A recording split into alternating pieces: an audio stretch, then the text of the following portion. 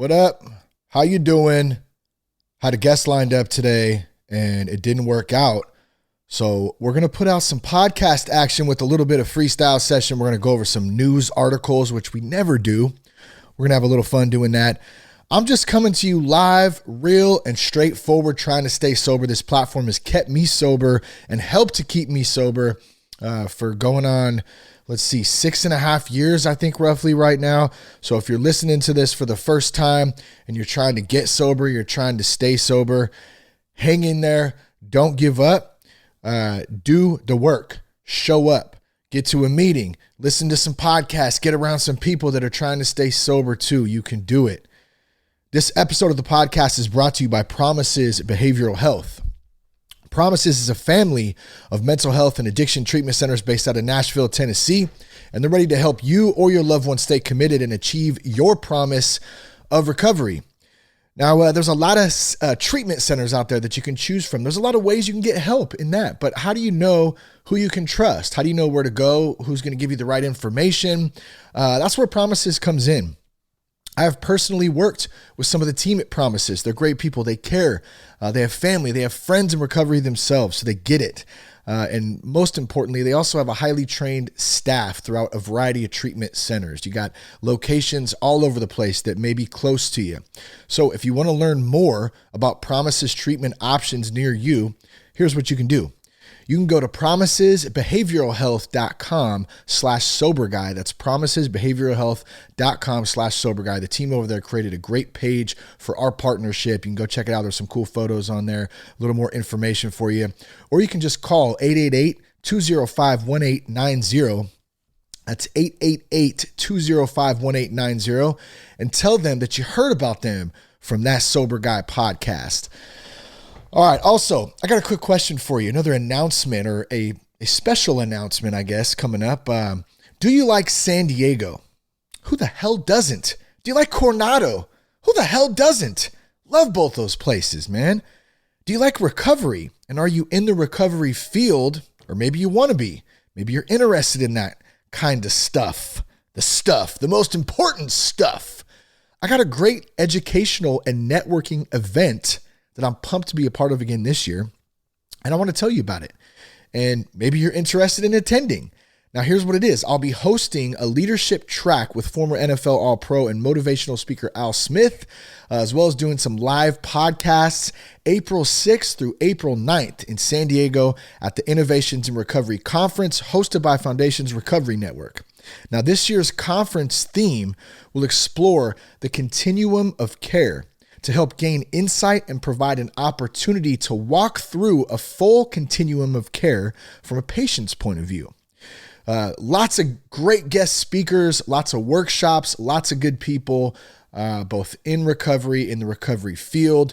You got a lot of great guest speakers, like I mentioned, including Lamar Odom, Eddie George, Al Smith, who I mentioned, Randy Grimes, all kinds of great people there, and community-wise, and learning and trying to get better and trying to adapt to change. Really, a lot of things changing in the treatment industry. So, big shout out to Glenn and the team at Foundations for the invite this year. I'm really excited about it. I'm honored to be a part of this event. This will actually be my 5th year attending Innovations in Recovery down in San Diego, in addition to a couple of the other conferences in Nashville. But this Coronado one is definitely my favorite one.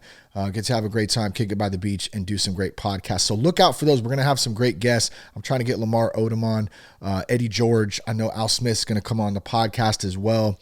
And I'm sure we'll have a ton of other people there. Probably TJ Woodward. Him and I always do a podcast every year at this event. I know he's going to be back there. So it should be a great time. For more information, you can go to www.foundationsrecoverynetwork.com/conferences if you want to learn more about how you can get tickets, how you can be a part of the conference itself. All right, let me take a breath real quick. Take a quick drink. All right. So like I said, we're going to get this thing cracking off in just a second here, but I'm a freestyle today. You know, I love freestyle stuff. I have no notes today, boy. Love it. You're going to love it too. Here we go. That Sober Guy podcast contains adult content, merciless truth, and emotional nudity. Listener discretion is advised. I'm Shane Raymer. You're listening to That Sober Guy podcast, and we help people stay sober. Now, you can check us out at thatsoberguy.com. Also connect with us on Instagram at RealThatSoberGuy and on Twitter at Shane Raymer. Good to be back on the microphone again. It's been a crazy week, man. So busy. And I hate saying that, I'm just so busy. All these things going on in my life, and thank God they're positive things. Lots of work to be done. Lots of things to do as dad, as husband, as worker, podcaster, connector, sobriety, recovery. Holy shit, it's a crazy thing. Child of God. I love you, God. I give it up to God, though, for real. I mean, without that, I have nothing. I literally have nothing. Because when I try to do things my way, usually doesn't work out too well. When I give it up to God and say, hey, look, I can't do this anymore. Just take it from me. Just you drive the bus. Let me just sit way in the back off to the side and just I'm along for the ride. Show me my will. Grant me the power to carry it out. I love that. That's how I try to wake up my day or start my day after I wake up and continue on through the day with that mentality. Show me my will, God, and grant me the power to carry it out. I don't want or need or want to do anything other than be grateful for being alive today, being able to take a couple breaths, have a great family, have a good job, and some work that I'm passionate about and that I love to do. Simplicity, baby. Simplicity. Yeah. So what's up? How's everybody doing? How you feeling out there? How are you feeling today? Are you feeling sassy? Are you feeling angry? Are you feeling happy? Maybe you got a boner in your sweatpants if you're a dude, or maybe your hair, if you're a lady, your hair is just looking phenomenal today, having a great hair day, looking amazing. I'm just feeling so pumped and great right now. That's the emotional roller coaster. Who knows? Who knows how you're feeling? But let me say this. I know I'm feeling grateful to be here today. I could be dead. I could be in jail. I could be divorced. I could be jobless. A lot of things to be grateful for. And if any of those things, the job one, I know that's one for people looking for a job or trying to get through the workday just because they hate their damn job. Like, I get it. But check this out. God's got us right where we're supposed to be right now in this moment. And when I can learn to accept that and sit in it and be grateful for it and know that what will be, then I'm good. I can kick back a little bit and go, man, God's got this. That's all I got to do. I just need to do the next right thing, put one foot in front of the other. And that's all I can do. That's all I can do. It's been crazy, man. I have this list of things going down between producing a corporate podcast and a ton of video work right now. This video work just kind of crept up, and all of a sudden I'm working on like 4 or 5 different video projects and then the corporate podcast. In addition to corporate stuff, you have a lot of safety things and trainings and meetings and all this stuff that comes along with that, which like I said, I try to just keep my mind focused and not get too stressed about it. I'm very happy that I'm not sanding freaking drywall anymore. Thank God. And no offense if you sand drywall, that shit's hard ass work. I get it. But what I'm saying is I'm very happy that I get to do the work that I get to do today. At the same time, like any work, when it starts to get, when there's a lot of it and the days just fly, like here's a funny thing. Like the days fly by so fast right now. And I was going to get into some more pieces of what is going on right now. So that's one part of it, the corporate show, right? The corporate work. That's like the main gig, thankfully, but I forgot what day it was today. Like I literally forgot. Like I meet with Buddy on Thursdays, and I woke up early this morning, and normally we meet at like 6:30 a.m. I'm usually late, like the last, sorry, Buddy. I try not to be, but man, I don't know what it is, man. It's like, getting out of bed. But I get up early. I'm like ready to go, and I'm doing my thing, and I get outside. I take Brody, my dog, on a walk in the mornings if I can. Try to get outside, get some air, get the blood flowing, get a little walking exercise in. And I get about halfway down the block, and I go, oh shit, it's Thursday today. It's not Wednesday. It's Thursday. I didn't call Buddy this morning. I didn't even text him. I just totally spaced it. And so anyways, I ended up texting him. I said, holy shit. Like I totally forgot it was Thursday today, man. So we ended up chatting though. We had a good chat for 30 minutes after that, which an hour after we were supposed to meet. But here's my point to this. This is why I'm rambling on and telling you about this. Man, things get busy sometimes, like work, for instance, for me, just on that aspect of it.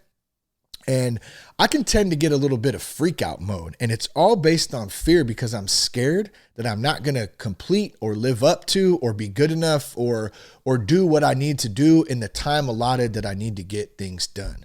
So in addition to into all of the, the corporate podcasts and the videos and the meetings and all the stuff that goes along with this awesome ass job that I have, by the way. I say that humbly. I just want to sound like I'm bitching because I love the work that I do.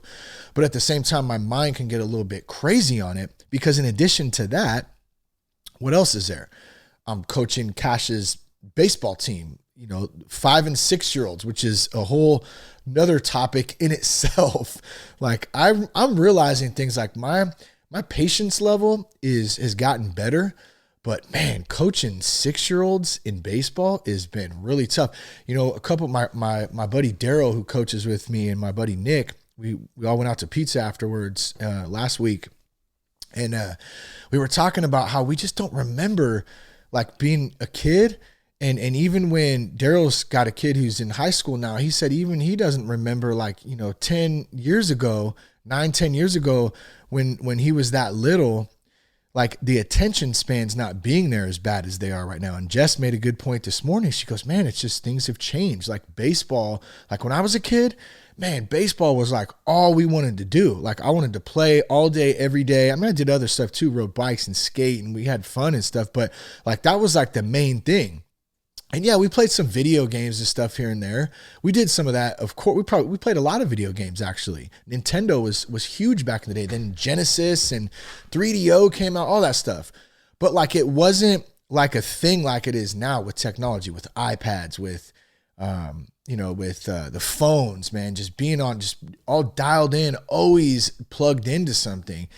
And my point to this is it's almost like you can see it.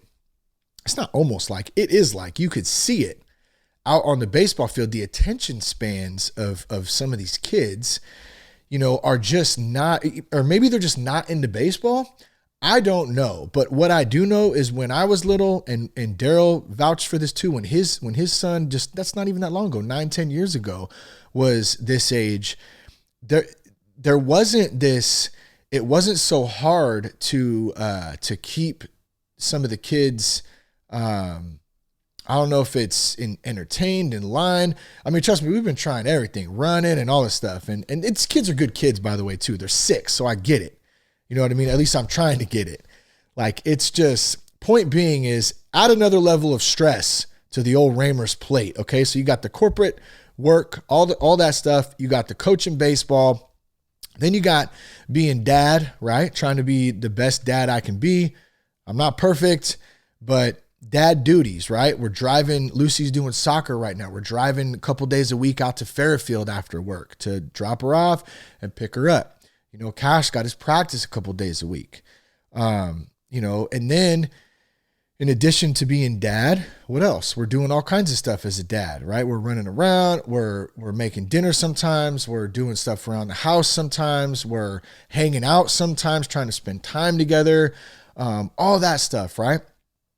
Health and wellness, trying to stay fit mentally, spiritually, physically, trying to hit the gym.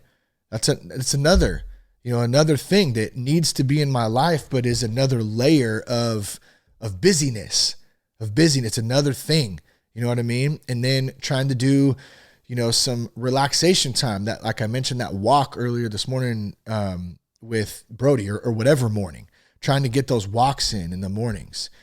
Trying to get a little exercise, get the blood flowing, get some little meditation time in. Sometimes my meditation time is just sitting there with my eyes open because I have a hard time with that. I feel sometimes I can do it and really drop into it if I'm laying down, But when I really try, I'm going to meditate. It's just really tough for me right now at this stage. It's just the way it is right now. So walking, all those types of things tend to help a little bit better to relax. It's like the mind just gets going, and it's a little bit overwhelming. So take that stuff, right? So you got corporate stuff, you got baseball, you got soccer, you got so many damn things I can't even remember what the hell I was gonna say. Oh yeah, being a husband, marriage counseling, right? How about that one? We did an episode, Jess and I, last week about marriage counseling. We had our session. We had our session yesterday, for counseling and trying to have a healthy marriage and trying to be a better husband and just, trying to strengthen our relationship as spouses and as parents. Voice cracked a little bit right there. I love it. 37-year-old, how old am I? 37, 38, 38. I think I'm 38. Yeah, I'll be 39 in July. Jess going to be 40 this year. A little old. I got me an older woman, son. Like a whole year, a whole 9-10 months. But yeah, being the husband, right? Trying to do that. Then we're going to take Sober Guy. I haven't even gotten to that yet. Lots of awesome things happening with Sober Guy. Man, just got invited to this music fest in Nashville coming up in September. Starting to work out some of the details of that, which is going to be awesome. And once I have more details about it, I'll make a more detailed announcement. But it's a ways out anyways, but it's super exciting. I'm pumped on it. We got the Innovations in Recovery coming up next month, right? Getting ready for that event itself, and then putting podcasts out every week, and getting tons of requests for stuff for to be on the podcast and to go on this podcast. And man, it's just, so what am I saying? You're probably like, dude, what the funk is he talking about right now? I hope it doesn't sound like I'm bitching, because I'm not. Here's what I'm doing. I'm venting a little bit. You could probably hear it in my voice. It's a little bit of stress, a little bit of feeling of overworked, stressed out in a sense, but at the same time feeling guilty to even talk about it because I feel like I'm bitching, which I'm not bitching. I'm simply just venting, but at the same time I'm stressed out by some of it. That I don't know if that even makes sense. But here's my point to this. Okay, here's my point to this. Is that I get so up in my head about this kind of stuff. And where's it all based out of? See, it's not based out of all these things I have to do or that I get. See, there's another thing that I have to do. I get to do this stuff. I love doing all this stuff. Everything I just talked about, even though it can be stressful, challenging at times, I love it. I wouldn't trade any of it for anything. But at the same time, here's where all of this comes from. It comes from fear. It all comes from fear at the end of the day that I'm not going to be good enough. I'm not going to be a good enough coach. I'm not going to please the parents well. I'm going to be too hard on their kids. I'm going to be too lenient on their kids. I'm not going to teach them the game of baseball. We're not going to do this the correct way. Or this video that I have a deadline to get done, it's not going to be up to par. It's not going to be good enough. It's not going to be great. I'm going to have to do a ton of changes on it after it took me 3 hours to upload. Now I got to go back and fix shit on it, and then I'm going to have to redo it all. There's fear. There's fear there. The podcast is not going to work out this week like I expected it to. Oh no, the guest couldn't make it today. Now I got to adjust. Now I just got to figure more things to do, and busy and this and that. And that's fine. But handle business and don't live out of fear, Raymer, is what I'm saying. And that's where I've been living in, is a place of fear. And what does it do? It puts me in asshole mode. I start being short-tempered, a little bit bitter, moody. Maybe I'm on my period. In addition, the man period. I don't know. But what I do know is that it's probably time to take a step back and kind of recalculate, kind of take a look at where I'm at and where I've been in the last couple of weeks. What have I been doing? What have I not been doing? And I think that's a good place to kind of check yourself. I need to check myself and go, man, what's been going on? What's been going on different? Yeah, you got the workload has increased and it seems to be a little bit stressful, right? But how are you handling that? How am I handling that? And I'm handling it by letting it kind of control me out of fear that I'm going to not be good enough. And we've talked about the schema, right? We learned that in counseling, and Jess and I talked a little bit about it in last week's episode about the schema, about what that schema is in all of us. What are those pathways that were ingrained into us at a very young age, young part of our lives that we think about ourselves? And for me, it's a lot of insecurity and a lot of expectations that I set for myself of perfection. Perfectionism is a big one. It has to be perfect. Like, you should see my ass tweak out on a video. I got better at this one. I really did in post-production on this one, and try to sit there and, not just stress on every tiny little thing that the normal ear or eye is not going to see, but I know. So I have to spend an extra 30 minutes fixing this tiny thing. The perfectionism like that. And I think that there's points of that are good to some extent in certain situations. We want to try to do our best work. We want to be attentive. We want to, make things great. At least I do. But there's a point where it becomes obsessive and it becomes too much. And I can tend to get that way sometimes out of this need for perfection and this need to please people, I think. To please people and then please myself too, to know that I did it this perfect. It's fucking perfect. Nothing wrong with that. I want things to be great. I want them to be damn good. But like when it starts to cross that threshold of perfection and obsessiveness, it becomes an issue. And so that fear, coming back to that, a lot of the stress comes from that fear of not being in that perfection. So you can take any of this stuff and apply it to whatever work you do or whatever situation you're in. It all comes back to, what are you scared of? What is that fear that at the end of the day, at the bottom line of that, what is that? What is it that is giving you the anxiety, the stress? It's not the stress. It's the fear of XYZ, whatever that is. And so when I kind of start to peel back some of those layers, it helps me to understand why I'm being dick-faced Shane. Why is dad being short-tempered? Why is husband Shane off in his own spacey little world and not being, attentive? Or why is he being an ass? And this is the kind of stuff. So here's another thing, thank God I don't have to turn to alcohol to deal with any of this stuff anymore. See, I get to actually think and freestyle on a microphone I'm talking this shit out with you right now, like straight up. This is me just talking it out. And what's funny is if I didn't do this on a microphone, I'd be doing it in my head right now anyways. I have these conversations with myself in my head. And I know that might sound weird to someone who has never done that, but I know there's a lot of us out there who do the same shit. We just don't want to admit it. Or maybe we do. We don't care. I don't care. These things go on. They happen daily. And thank God I've, been able to be blessed with the platform enough and a microphone and the ability to do this where I can kind of get some of it out. And if a couple people listen to it, then awesome. But either way, it helps keep me sober and from going back to drinking. You know what I mean? I don't have to turn to alcohol anymore to deal with this stuff, to deal with the stress. Now, that doesn't mean that I don't have my days where I go, man, I wish I could just get hammered right now. I had one recently, and that doesn't happen very often. I went and ate a fat cherry pie instead, baby. Give me that cherry pie, son.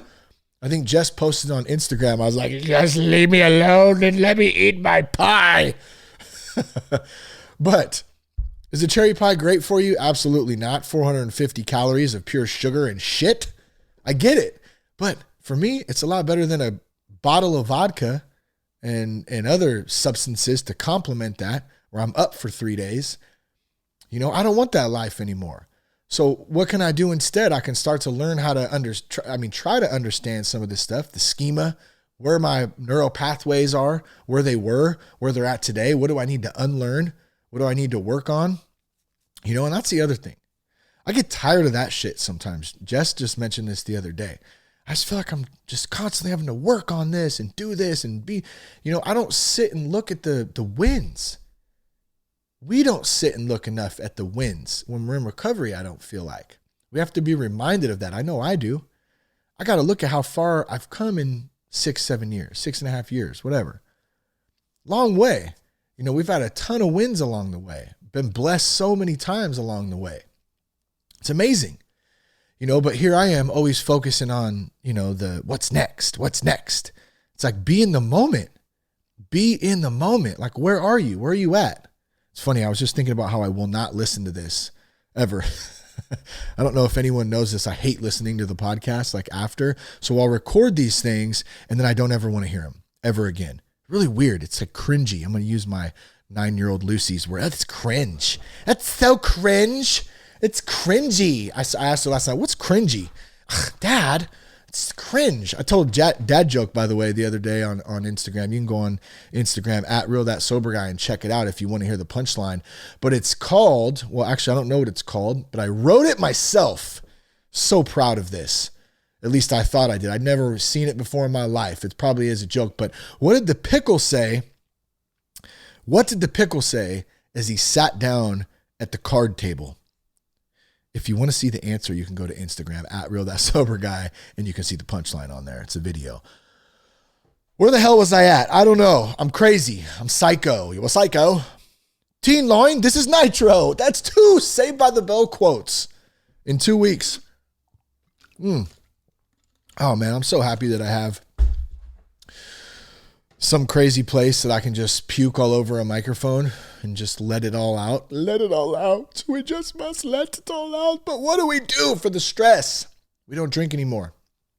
We don't poison our body to mask the insecurities, the anger, the past hurts, hangups, habits, all that stuff. I don't have to do that anymore because I've been able to find some healthy ways and some healthy people, you know, or reliable people that are trying to do the best they can that I can reach out to for help or listen to, you know, or try to be like, you know what I'm saying? Like try to stay in a mindset of sobriety. So it's not just about cutting out alcohol. It's about living a fruitful life, trying to live a healthy life, trying to have healthy ways to deal, to cope with the things that I don't know how to cope with, like stress, like the fear that I'm not going to be good enough. I'm not going to live up to, I'm not going to do this well enough. I'm going to have to redo this. All those things, man, that come up can really be taxing. You know, they could really be taxing on somebody that is struggling. And the easy thing to do is to turn to some dope or a bottle, you know, and numb out on it. That's what I used to do. I just numbed out on it. I don't have to deal with it anymore. Thank you. Hook it up, son. Let me get a 12-pack of Mickey's grenades and an ounce of marijuana and a couple grams of yocaine. And there it is. Just made up a new word, yocaine. I was going to say the Yola and cocaine, and then I mixed the two together and said yocaine. Is that what I said? Yocaine? Yeah, yocaine. Yola, the A1 Yola. Gag reflex. Don't even need it. Don't want it. Ugh, man. Long nights. But could have been a short life. I'm glad it's not. Glad I'm still alive. Glad I'm living. And that's where the gratitude comes in, man. Like I have to remember how shitty it was at some points, you know? And I'm sure there's plenty of people who had it way shittier than I ever had it. So I just want to state that for the record. But hey, it was shitty in my own right. It was shitty in my head. I knew something was wrong. I didn't feel right. And asked for some help. I mean, who wants to ask for help too? It's tough. I get it. It's not easy all the time, you know, but even years into recovery, that's what we do. We still ask for help when we need it. We still talk. We open up, you know? Man, Good stuff. Good stuff. I hope something spoke to you today. This is going to be one of those episodes that, like I said, I will not go back and listen to because, I take a lot of pride in the freestyle stuff, but I also have been really enjoying lately, drawing out some sort of an outline and having a point and a purpose. And at the same time, I know how many times I've heard someone share in like a meeting or something and it's just off the cusp and it's just right hot, fresh off the press, off the mind right there. And so that kind of stuff can be very impactful, very relatable, all that good shit right there, son. I'm just waiting right now. I'm pumped up. Anything else we got here today? Anything else I want to cover? I was going to get into some of these. I was going to get into to some of these news stories today from this addiction recovery e-bulletin. I get this thing sent to me. I don't know. It comes every few days, whatever. It's addictionrecoverybulletin.org, just to give a little credit on that. But there is some good stories in here. Tyson Fury story. I mean, what about that one? That one was huge. Fought addiction and depression to win the world title. His weight gain too was another big one. He was definitely, kind of judged as down and out, and comes back and wins the title. Like, are you kidding me? That's a great story right there. Ozzy Osbourne talks sobriety and having the Midas touch. I would love to hear Ozzy Osbourne talk sobriety, but I don't know that I can understand him. So that might be a bit of an issue. We might have to get a transcript of that so I can read it along as he's talking. I love Ozzy. I love some old music. Man, I used to ride around with my buddy Jeff Berry in the truck, in my boy Ryan Rogers' truck. That was the funniest thing. Ryan would let us use his truck or let Jeff drive his truck, and I would hop in with Jeff and we would cruise around. And rest in peace, Ryan, one of my good homies who we lost years ago, man, and I miss him very, very much. But he would let us ride around, man, and we would listen to Ozzy so loud. We would just be cranked up, and there would be smoking Marlboro Reds rolling around. I thought I was so off the hook cool. I just didn't even care. I didn't even care about nothing, son. Just listening to some Ozzy, just going crazy, getting in fights, just being stupid. But it was fun at the time, right? That was when it was still actually really having fun at that time, because that was like my early 20s, where it wasn't like, it was probably not the healthiest thing. It was an issue, but like it only progressed from there and just got worse. But man, Ozzy Osbourne talking sobriety, that's great. Hey, if Ozzy can get sober, anyone can get sober. That's a huge one. How about this one? The woman who urinates alcohol. Okay, we're going to have to take a look at this. The woman who urinates alcohol. What is going on here? Further examinations found high levels of Candida or Candida glabrata, yeast naturally produced by the body, were accumulating in her bladder when she ingested sugar. The yeast is similar to something else I can't say. A fungus known as a brewer's yeast, because it's used by beer makers to convert carbohydrates into grains into alcohol. Tests showed this conversion process was taking place inside the patient's bladder. This was taxing on her liver, which she was forced to eliminate from her body every time she ate certain foods to get rid of the yeast infection. She was prescribed oral antifungals. Oh, God, there's a lot of gross stuff in this. Gross. That's gross. Raymer, you just said gross. The case report was revealed by medics from the University of Pittsburgh. I don't know. That just sounds weird and disgusting. Apparently she was urinating alcohol and somehow her body was making it. Very weird. Inside Rochester's 24-hour treatment center, disabled by addiction, prove it. Federal judge says major win for the city of Costa Mesa. What's this about? Let's check this out. Disabled by addiction, prove it. And what could be a major win for the city of Costa Mesa, waging a lonely and expensive battle over sober living homes while other impacted Orange County cities look on. A tentative court ruling holds that disability can't be used as both sword or shield. Interesting. The assertion by a federal court judge could empower other cities to control over addiction recovery homes, something many cities have been reluctant to do out of fear of being sued. Yeah, I know Costa Mesa is a big city of recovery and a lot of sober living homes there. And they have a great community of folks out there too. And I'm sure like anywhere that there is a great community of folks, there's always going to be a few people who got to screw it up for that too. So that's probably some of the issues that have been and are currently going on there. But it looks like they're going to continue to be dealing with that for the remainder of the time. What else? Sober porn stars share their best recovery advice. No comment. COP accused of COP cop. That's funny, just reading something. And here's what's funny about that. I'm so used to these damn acronyms. They're in corporate world. There's so many acronyms that we use, and just in general on other, just life in general too, acronyms this.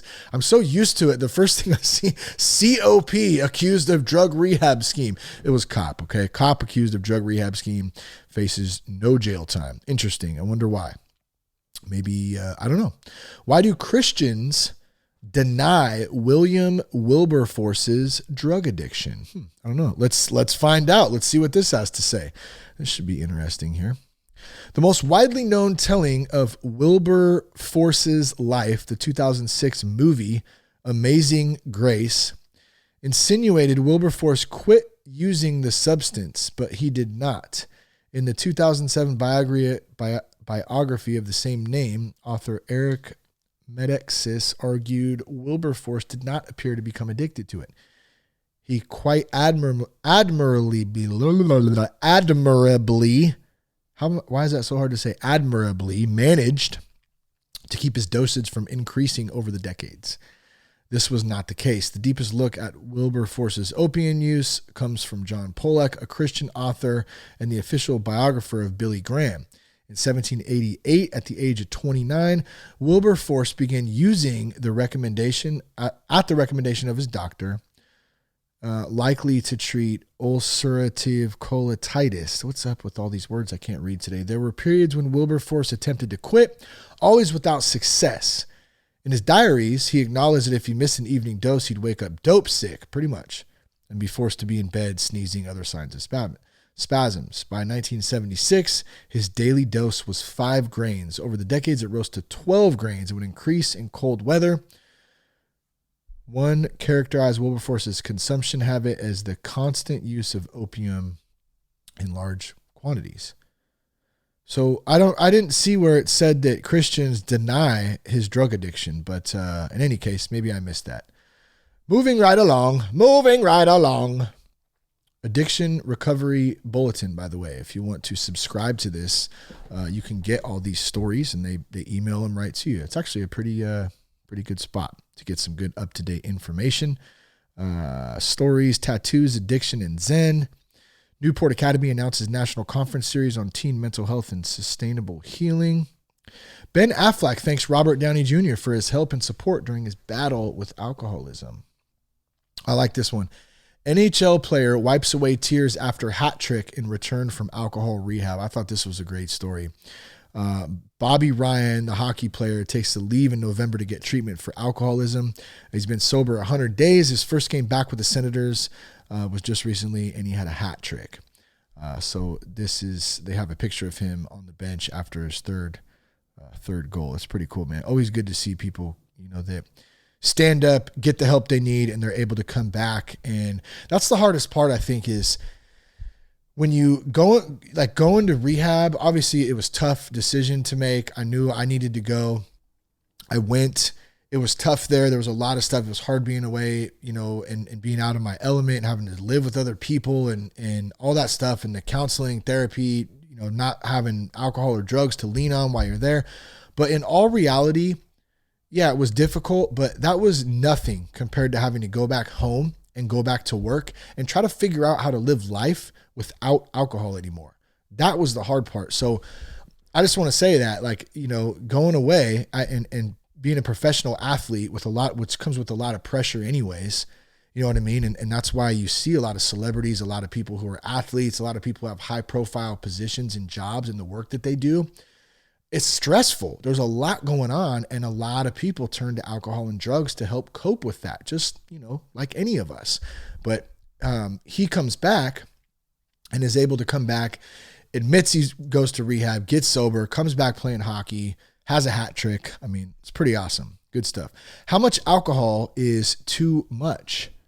The harms are in two basic buckets. Well, I'm going to say any alcohol for me is too much because I just can't handle it. I just can't handle it. What else is there, man? I think that's about it. There's some good stories on there. You can check it out if you want. addictionrecoverybulletin.com. Let's wrap this thing up today. A couple things before we do that. Be sure to check us out at thatsoberguy.com, at real.thatsoberguy on Instagram. Once again, man, if you're feeling fear, if you're feeling fear like I've been feeling the last couple of weeks, and I've really let it grab a hold of me and kind of take control, and I'm stopping today. I'm not letting that shit do that to me anymore. I have faith in God. I have faith that I'm on the right path. I'm right where I'm supposed to be right now, and I'm just going to do the next right thing as we kind of move forward day by day, by day, by day, by day. That's what I'm going to do, though, for real, in all honesty. So if you're having fear out there, give it up. Let it go. Let that anxiety go. There's nothing that,